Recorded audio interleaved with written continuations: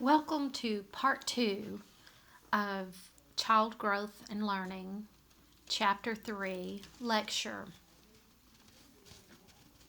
We're going to pick up in part 2 with Vygotsky's sociocultural theory. He came up with the idea of the role of social interaction. Vygotsky believed that children grow into the intellectual life of those around them. The learner observes the expert who is doing all of the work, while the expert then is guiding the learner through the process, explaining step by step while the expert is doing the task. Then the learner gains increased knowledge, or as the learner gains an increased knowledge, he slowly gets more responsibility in the task with less and less guidance. Eventually, the expert can pull back and the learner can take full throttle. Then we have what is called the zone of proximal development, also known as ZPD. In the zone of proximal development, we have a level of confidence or competence between what a learner can do alone and what he can do with assistance. This challenges the students and promotes growth. There are some things that our students are capable of doing without our assistance. So we have to learn what is their zone of proximal development. Where are they? And we need to make sure that we give them the freedom to work according to how and where they are capable to work and complete tasks. But we also need to know when they have reached their point that they need us to step in and provide them more challenges or provide them assistance so that we can promote their growth. Scaffolding is another aspect that Vygotsky looked at, and this is the point where the instructor helps a student master new skills by breaking the task all of the tasks into small units or small steps and guiding the performance in each little step until the learner or the student reaches a higher level of comprehension and understanding. Instead of giving the student everything involved in a task or a concept, you break it into small pieces and the student only does a portion. Make sure that he understands that small portion before he moves to the next step. This also builds a student's confidence.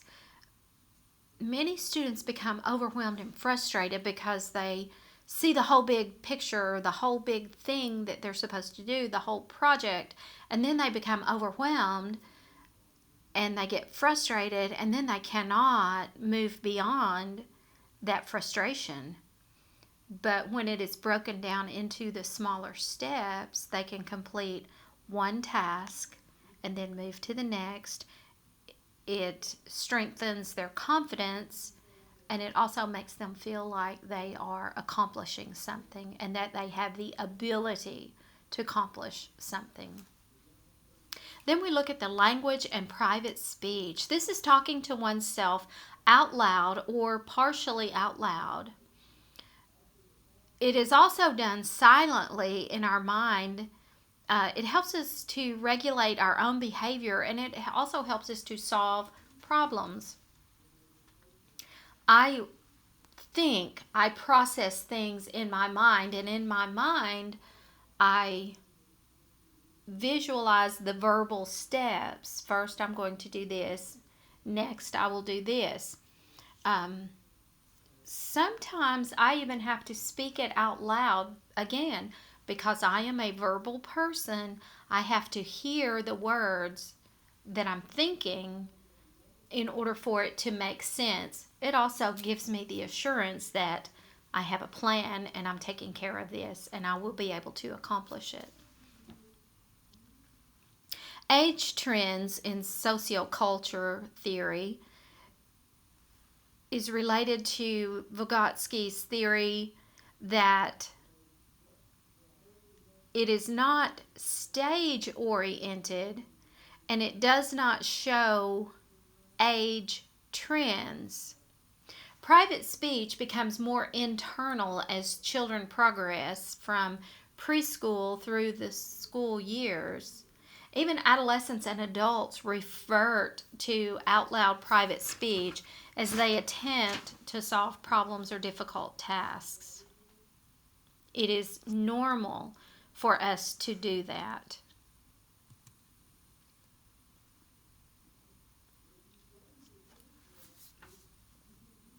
When we think about diversity in the sociocultural theory, what this means is what a child learns is determined by the culture in which the child lives.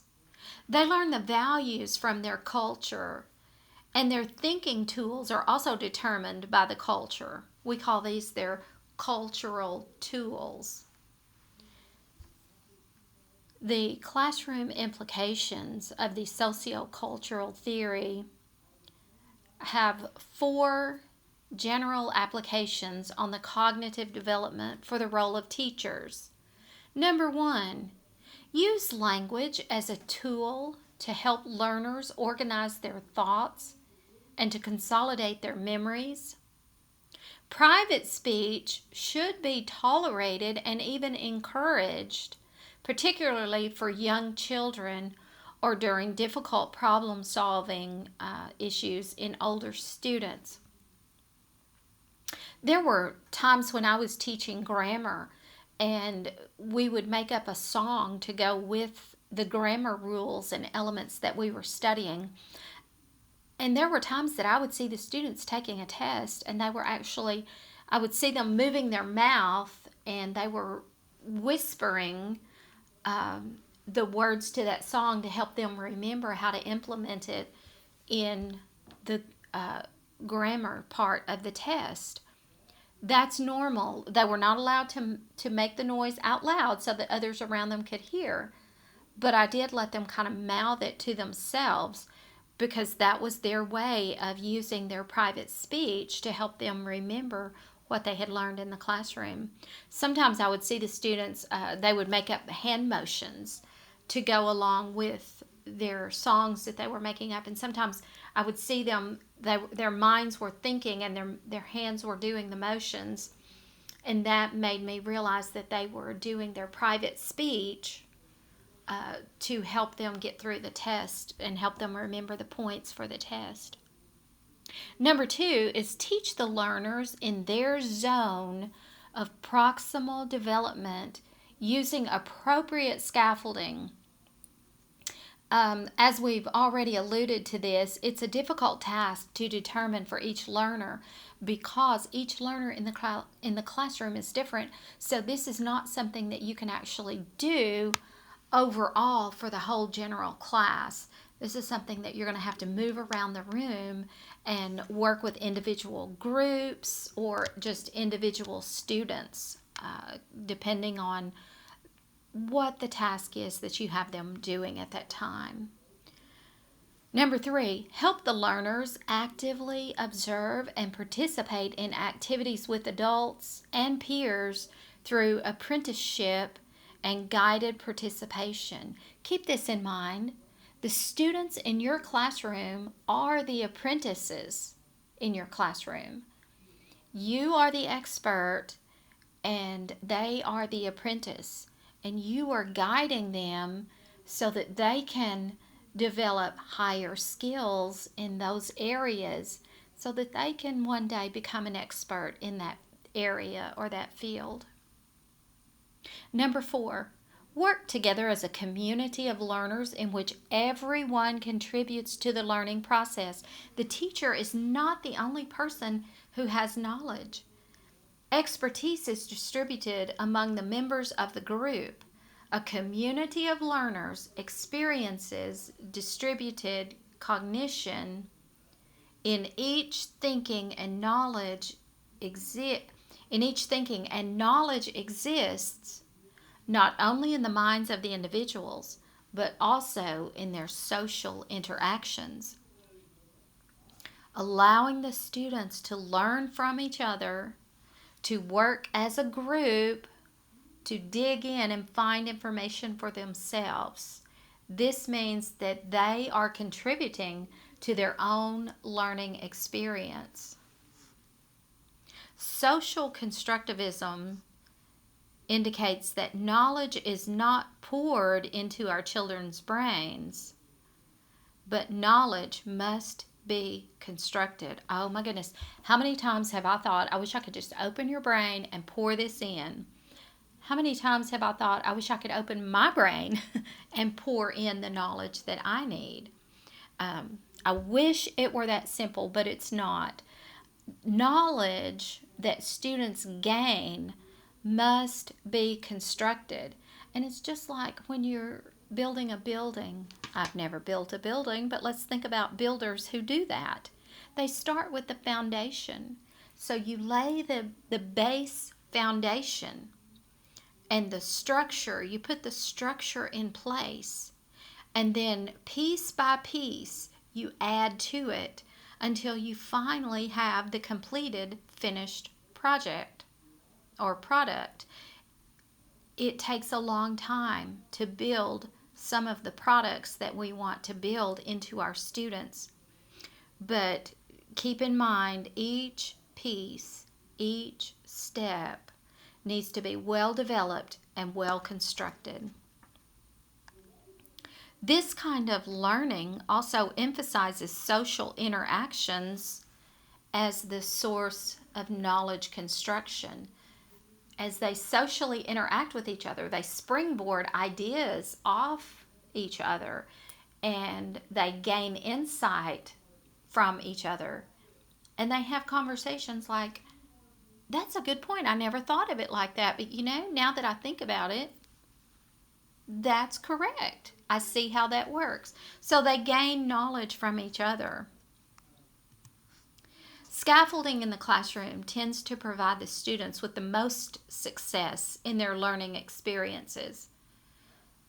This is the process in which the teacher breaks the skill or the concepts into small pieces. And the best way to scaffold is to explain the first step, model it for the students, allow them to work on it together in small groups, and then finally have them to complete it independently before they move on to the next step.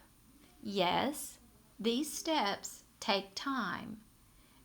It may take a whole class period to do one simple piece or one simple task, but you want to make sure the students understand and that they are seeing how it's done, and then they're having some hands-on practice with it themselves before you put them in a situation that they have to do this all alone without assistance.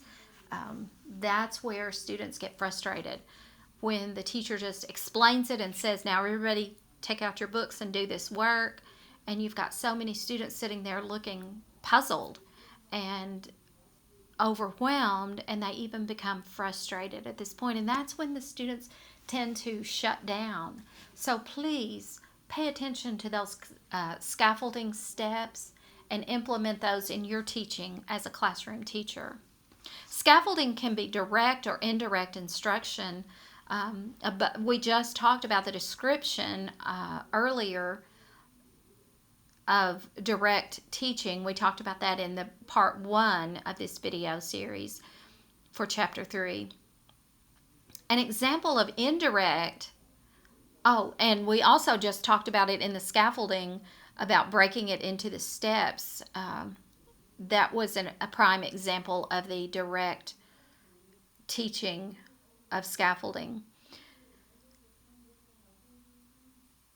But an example of indirect would be to provide the student with a problem to solve and then provide the student with the tools necessary for solving the problem. Allowing the students to work together in groups to come up with the solution. Now, you're giving the student the problem, you're giving the students everything that he needs to solve this problem, but you're not step by step telling him how to solve the problem. You're letting them work together to brainstorm and figure out for themselves how to solve the problem based on what they have in front of them. You're giving them everything they need, but you're allowing them to figure it out for themselves.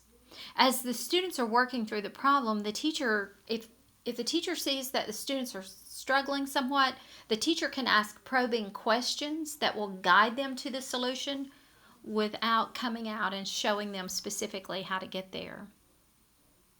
Another way to use scaffolding is to create a class discussion. Allow the students to brainstorm together to find solutions and bounce thoughts and ideas from each other. Reciprocal teaching allows the students to take turns in the role of the teacher. Oh my goodness, students love doing this. They get to do the actual research, prepare the material, and then turn around and teach it to their classmates. This can be done independently or in groups, and I've done it both ways. This form of learning experience actually allows the students to learn a great deal and take control of their own learning experience. In fact, I've seen students enjoy this kind of learning more than having me explain to them how to do it or what to do to accomplish something. This way, they get to take control of their own learning experience, and they get to find joy in accomplishing something. They get great satisfaction out of this. And also, most of the time, most of the students love to stand up and present material and teach, take on the role of the teacher. Depending on the age group and the age levels, they love it when you tell them you're the teacher for the day or you're the teacher for this class period. So I hope you've got everything together to teach the class. That just makes them feel so special and important. Okay, let's do a quick review. Comparing the theories of learning and cognition. We have our age categories: birth to 2 years, 3 to 5 years, 6 to 12 years, and 13 to 19. We have behaviorism, and we're going to go across the board. We have behaviorism, Piaget's view, and Vygotsky's view of private speech. So let's look at these. Birth to 2 years old. The behaviorists say that newborn infants can be conditioned.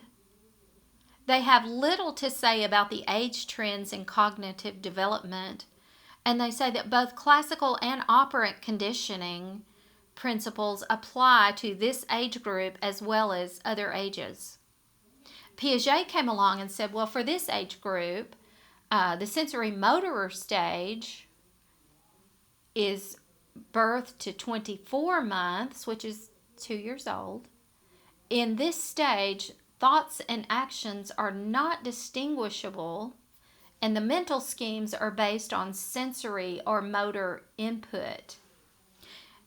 He believed that at 4 to 8 months, the children developed object permanence. And between 8 to 12 months, they make A, not B errors in searching, but they may have success with this by the time they get to the 12th month. Children develop symbolic thought. They begin to pretend play using symbols. And at the end of this stage, they are capable of deferred imitation. Vygotsky said that private speech comes into play at this age, from birth to 2. He believed that the principles of his theory, such as scaffolding in the ZPD, apply to all age groups. Excuse me. However, private speech changes with age. During infancy, Vygotsky believed that adult speech supports the regulation of children's behaviors, and toddlers begin to use private speech to regulate their own behavior. When we look at the ages from 3 to 5 years, behaviorists say that language acquisition provides additional avenues for conditioning. And then Piaget said that the pre-operational stage corresponds to roughly 2 to 7 years. In this stage, the children are capable of symbolic thought, but not of logic or mental manipulations. They do not understand cause and effect or hierarchical classification. They do engage in animism, egocentrism, and centration, but they cannot use reverse operations. Vygotsky says that between the ages of 4 to 6 years, out loud private speech reaches its peak. And now we look at behaviorism for the ages of 6 to 12 years old. Behaviorists say that there are increases in self-control, which allows reinforcement to be more effective even after the delay in older children. Piaget says that the concrete operational stage corresponds to the ages of 7 to 11 years of age. And children are able to... It's 3:30. Sorry about that. Children are able to conserve and have mastered some of the limitations of pre-operational thought. They reason about objects in everyday life, but they're still not skilled at abstract thinking. And then Vygotsky says that for this age group, private speech continues to become more internal and silent and more task relevant. And then we move into the age categories of 13 to 19 years. The behaviorists say that adolescents have access to their own sources of reinforcement. For example, food, money, any other things that they tend to reward themselves with. But this does limit the adult's control over their behavior. Piaget believes that this age group is the formal operational stage corresponds to 12 years through adulthood, and some of the adolescents, but not all of them, are now capable of formal abstract logic. They can follow clear logic, and they can reason in a hypothetical deductive manner, even if the premises are not true.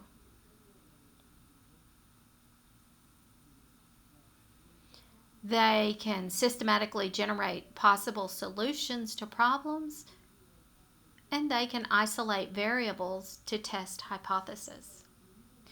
Vygotsky says that in the private speech, it's typically underground or silent. However, adolescents and adults will talk out loud to themselves if the task is very difficult. Okay, this concludes our lecture on Chapter 3, the cognitive development, behaviorism, Piaget and Vygotsky's theories of cognition. Please review the chapter, review these videos anytime you need to for deeper understanding before you take your exam.